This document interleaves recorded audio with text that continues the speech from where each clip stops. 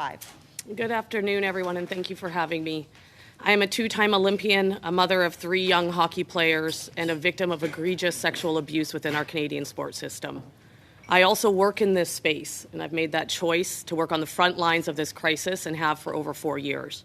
I have worked alongside sport organizations, athletes, and government agencies, helping them seek out solutions and providing education at all levels of all ages and all roles within these organizations.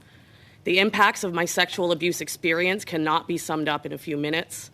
Extreme grooming, horrific sexual assaults, mental coercion, and psychological abuse are some of the immense physical and mental burdens I still live with each day.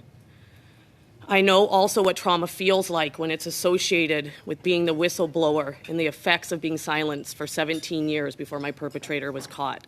For years, I lived with anger, depression, shame, self-blame, and chronic PTSD. And yes, I made the Olympics. And yes, I became an 8-time Canadian champion.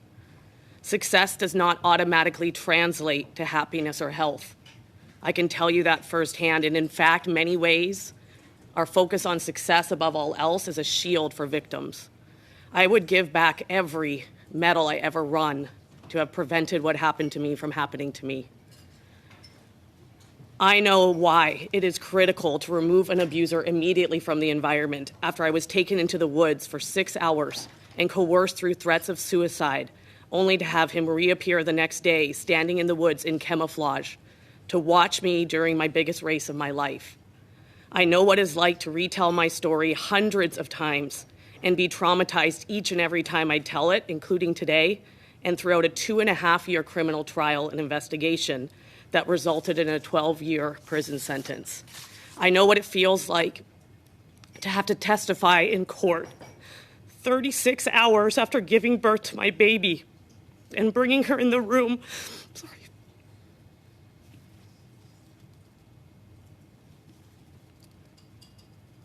Bringing her in the room with me so I could take breaks to breastfeed during cross-examination. I will never get back my daughter's first week of life. And that is why I have an unparalleled commitment to create a different sport future for her and her 2 older brothers. Pardon me. I also know what it takes to have a publicity ban lifted on my own name so that I could put my name behind this movement over 4 years ago and share openly many, many times a month my abuse, all in an effort to educate and shift the system. Each time I do this, I relive those memories, those experiences, and those traumas. I do all this because change happens in the real conversation. If people don't know clearly what happened to me, how are we going to know how to help others? I have been committed to this work and have worked with your previous sport minister, Kirsty Duncan, dating right back to 2018. And I'd like to introduce you to another term, victim shaming. To have people actually insinuate or even directly allege that since I choose to lean into this crisis and go into organizations to help them find solutions, identify systemic risks and environmental challenges, that in some way, shape, or form I could ever be accused of helping them cover up abuse. To those that say that, I say you are not worth my energy nor my defense. I live in this space every day. It is my life purpose, and I choose to believe that at the end of the day, we all want the same outcome, which is real progress.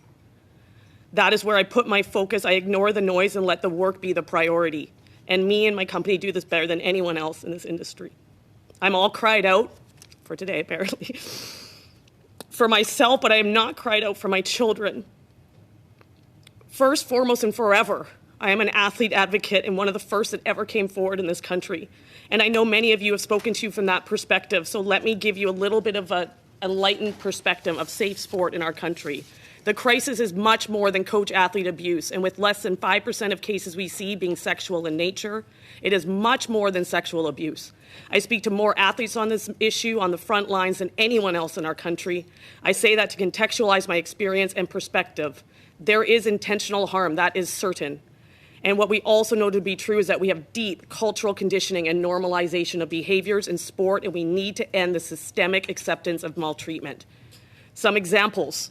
I educate hockey coaches on the perils of bag skating and football coaches on the trauma of running suicides. Both these ingrained practices are now considered exercise as a form of punishment, and many coaches still believe in their validity. This isn't about judgment, it is about education. Much like concussions, once we know better, we do better. These coaches will almost always respond to me with, well, I was bag skated, so it can't be that bad. To which I respond, well, yes, and 25 years ago, after an athlete was knocked unconscious, we also gave him, her, or them sniffing salts and sent them back on the ice. We need to change. I provide educations to young athletes being sanctioned for hazing. And when I ask them how they don't think what they do was harmful, they say, because Allison, this happened to me 4 years ago. I talk to referees who are quitting alongside 70% of their peers in this province alone because in addition to the 900 complaints they filed for discrimination in hockey alone last year, they are tired of being chased home by angry parents.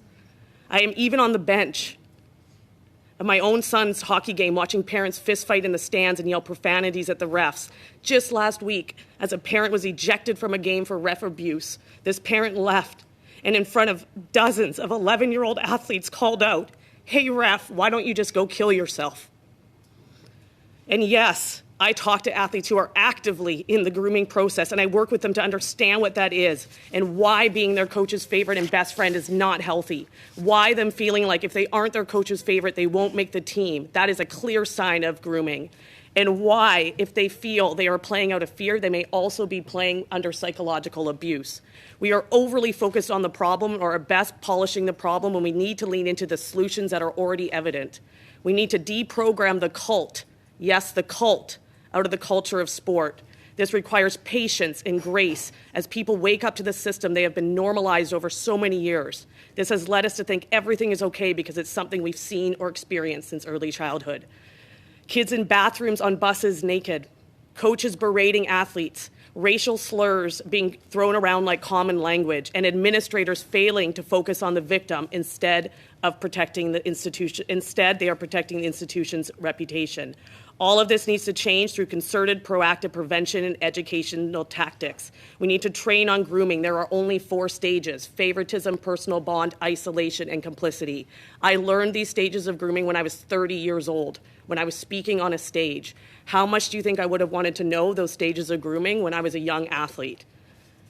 And last but not least, I will just share that I challenge us all to move forwards, not backwards. We are a system and sport is in crisis. We need to invest more in our organizations who are supportive of and working to fund this shift in sport.